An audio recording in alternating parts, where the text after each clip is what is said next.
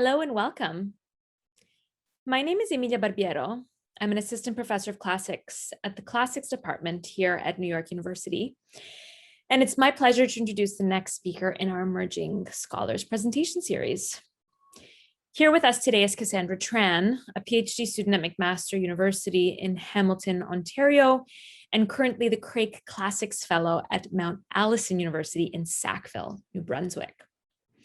This series is organized and hosted by NYU Center for Ancient Studies, and many thanks are owed to Matthew Santirocco and Maura Pollard for their support of this series. The Emerging Scholars series showcases the research of current PhD candidates, and we are particularly excited to engage approaches to the ancient world that incorporate non-traditional materials and/or methods. And that's Cassandra. So Cassandra, welcome. Tell us a little bit about your dissertation. Yes, thank you, Amelia, and also thank you to the NYU Scholar Series for inviting me here. So in one breath, my dissertation combines literary and critical gender studies to investigate the effects of gender manipulation on individual characters in Roman comedy. So this work is grounded on the idea that gender plays an integral role in constructing the self. So once a given character transgresses their gender in some way, so for my purposes, via cross-dressing or other forms of physical costumes or physical transformations, then other aspects of their identity, like social and comic roles, become unstable and must adjust accordingly. So what this act of transgression does is it drives the tensions of the plot and further invites gender manipulation on a structural basis by the playwrights themselves. So that they can resolve these tensions or even return characters to their proper roles.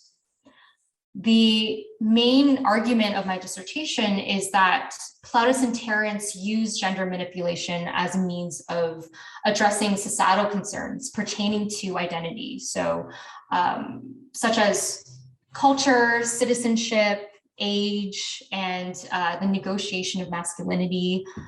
And what I do in my dissertation is that I take a broad to narrow approach by first examining gender inversive tropes throughout the corpus. And so these are comic relationships, comic male-female relationships in which the female subjugates the male and then usurps him of his agency. So for example, I look at the relationship between, let's say, the helpless citizen lover, so the young citizen boy, and the exploitative sex worker. I also examine the foolish old man and his dowered wife and the gender inversive relationship that they have. And the idea is that these gender inversive relationships serve as a foundation for my specific character studies of the plays, as they're what trigger the initial acts of gender transgression in the first place. So I conduct character studies on Menaechmus from Plautus's Menechmi, Lysidamus from Plautus's Casina, and Chaerea from Terence's Eunuchus.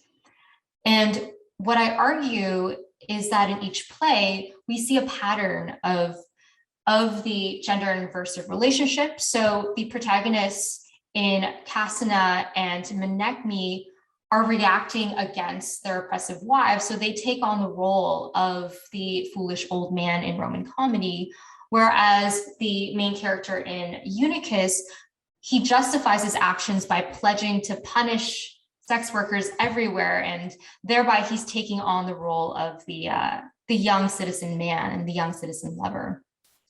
So we get this pattern that starts with gender inversive relationships, and then from there, an initial act of gender transgression by the character himself, and that's followed by gender manipulation on a structural level by the playwrights. And by structural level, I mean in shifting character and narrative tropes.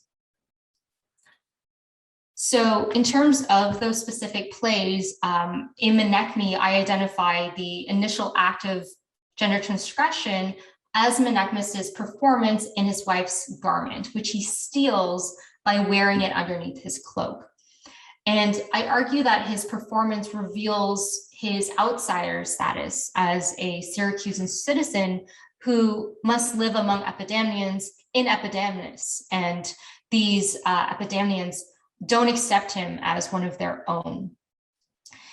The remainder of the stage action then is devoted to removing Menaechmus from his hostile environment and returning him to his native home, which Plautus achieves through structural changes. So by placing Menaechmus into the comic trope of the kidnapped citizen girl within the comic recognition plot.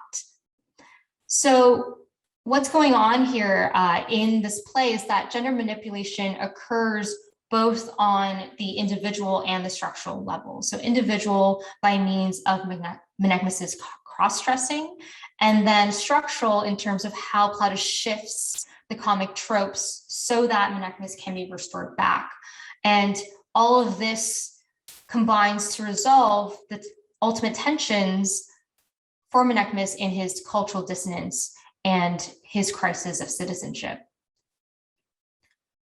In Caecina, I look at two examples of gender transgression, both of which affect the main character, so the old man Lycidamus.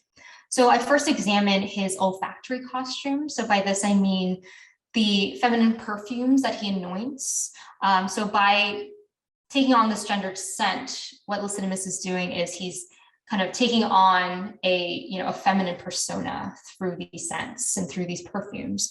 So I examine the olfactory costume at the beginning of the play, and then I examine a slave's cross-dressing in a mock wedding at the end. And I look at how the two examples of gender transgression anchor the old man's symbolic retransition into adulthood. So the overarching concerns of Caecina, and in relation to Lycidamus' character, are the battle between generations and his denial of old age. And so I write that Plautus uses the initial act of gender transgression through gendered scent as a way of turning Lycidamus into the bride of a mock wedding. So for him, what he thinks he's doing by anointing himself with perfumes is he's taking on that young lover role, but he thinks he's the groom, whereas I argue that he becomes the bride. And the stage action follows him as he sort of gradually becomes more disoriented and more unstable as a result of this perfumed costume.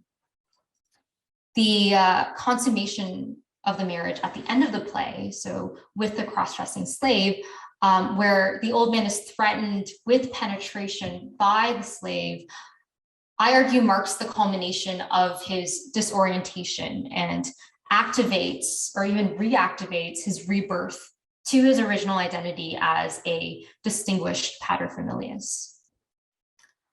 Finally, as for Eunuchus, even though it's considered Terence's most Plautine play, I do see that there is a departure from Plautus in the way that Terence uses gender manipulation. By that, I mean, he employs it to challenge Roman construction of ideal masculinity.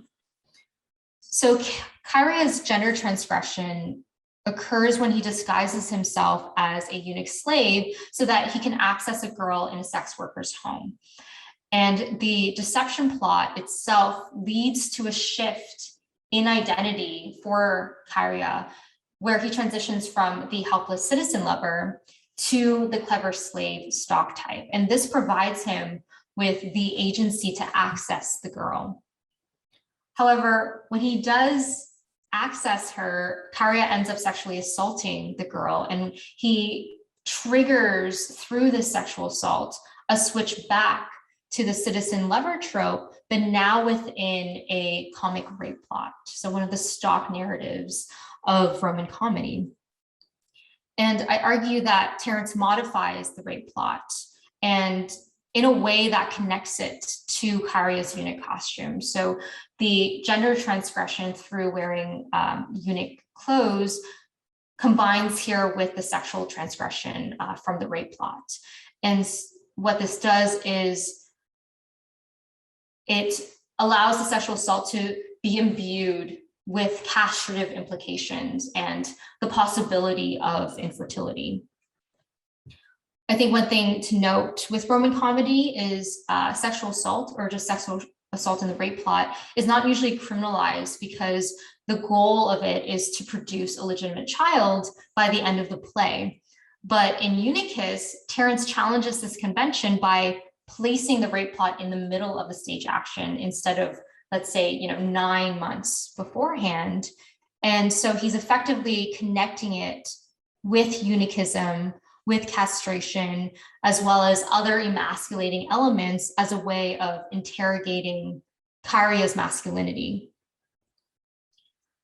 All in all, so the main takeaway is that the playwrights are using a similar formula of the initial act of gender transgression as a response to the characters' dissatisfactions with their current states, which lead to instability of identity, and which in turn prompts the playwrights to affect other forms of gender manipulation on a structural level. So by shifting comic tropes.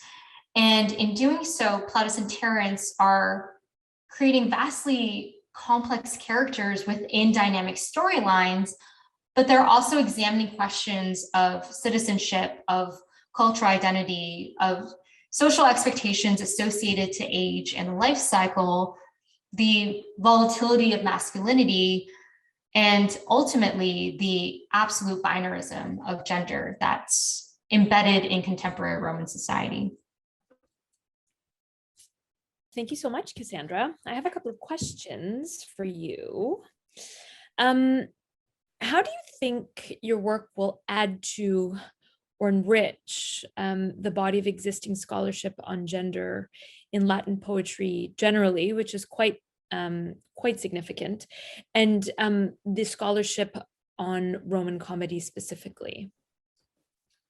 So I think Roman comedy is particularly interesting because it represents the earliest extant works or early extant body of works in Latin, and also the fact that some of its elements can be identified in later forms of Latin literature. So I'm thinking here, for example, about how certain character tropes in the plays are invoked in Latin love elegy, and also how some ideas about gender fluidity in Plautus and Terence are also reflected, or at least the jokes about gender or jokes about sexuality are also reflected in the satires of Martial and Juvenal. And so all of this reveals to me that there is some level of engagement with Roman comedy, or that certain themes can be traced across these genres of different time periods. So my work contributes to gender in Latin poetry by the fact that what I'm doing is identifying early Latin examples of cross-dressing and gender manipulation, so that, or with the aim to better understand the literary context, as well as identify perhaps a set of patterns for the study of gender and sexuality in later Republican and imperial works. As for studies of gender and genre in Roman comedy itself, I'm sure, as you know, the scholarship tradition in recent years has been, especially dynamic and exciting. So there are notable scholars who have examined the plays through, let's say, on the one side, a feminist lens. I'm thinking here of, Dutch, Beltovic, James, Richlin, and Adams. And what they do is they offer us a glimpse into the daily lives of women, into the intricacies of female networks, as well as women's speech patterns. We also have works on the side of constructing male tropes, like McCarthy's book on the art of authority, as well as Rosevac's study of the rape plot. And so my work is in conversation with both sides, in that it deals with the gray area of gender, and it examines it as fluid and subject to manipulation.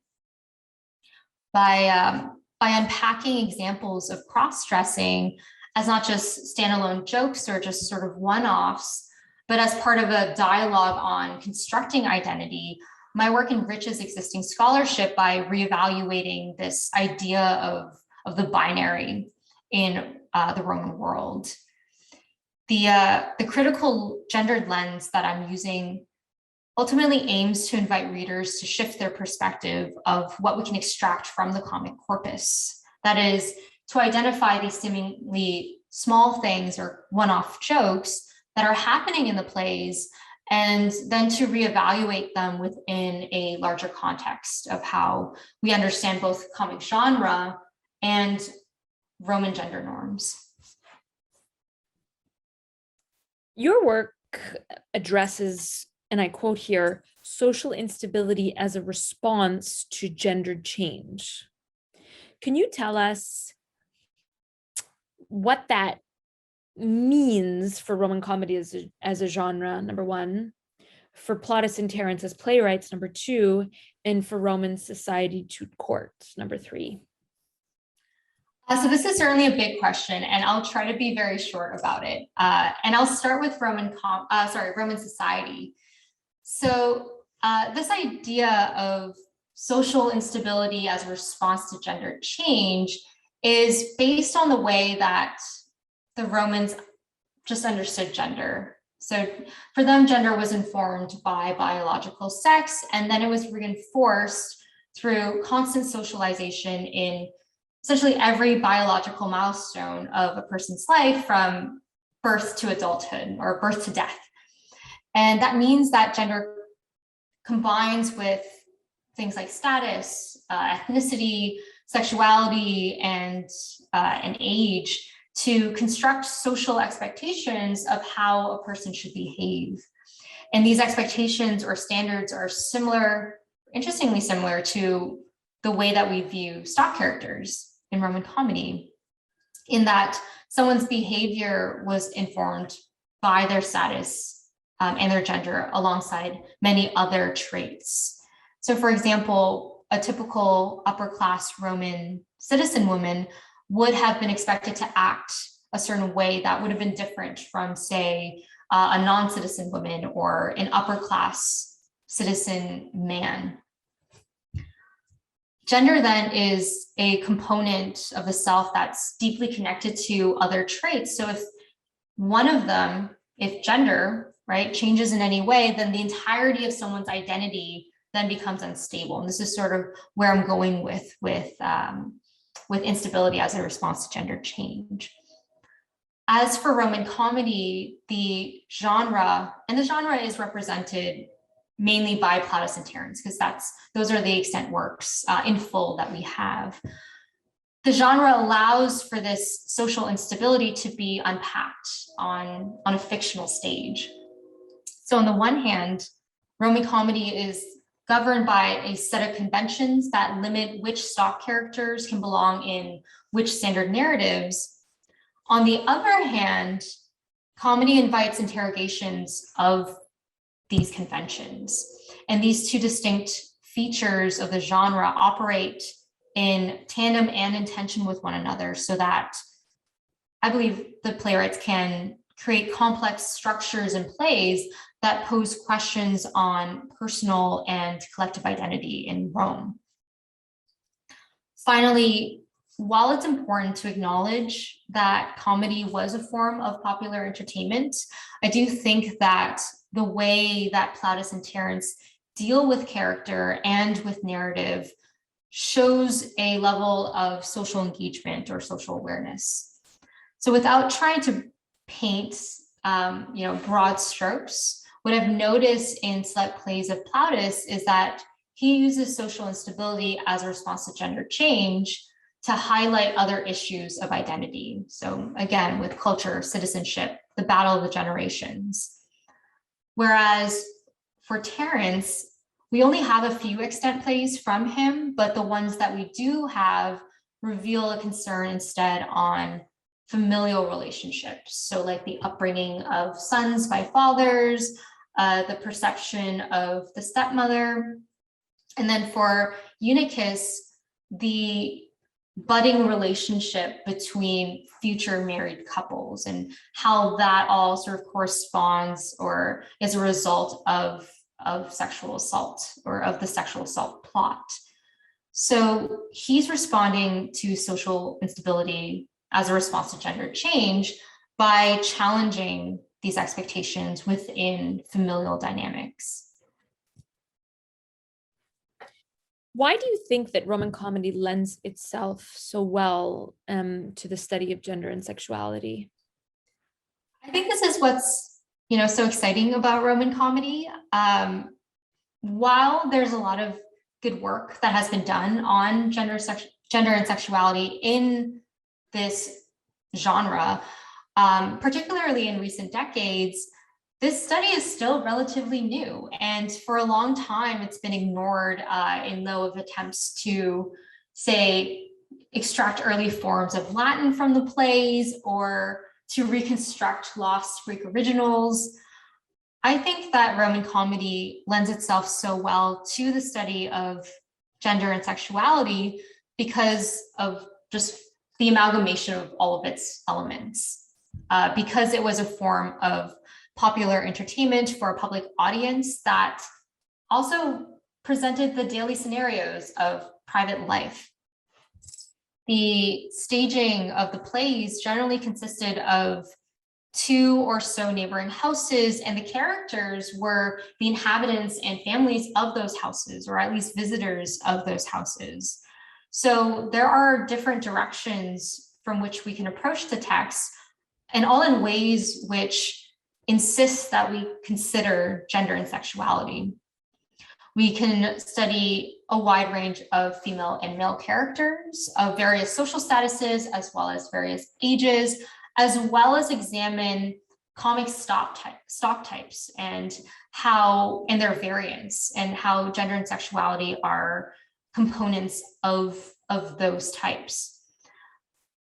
Also, because we have surviving to us scripts, we're able to study gender normativity or even gender deviance through characters' interactions with one another.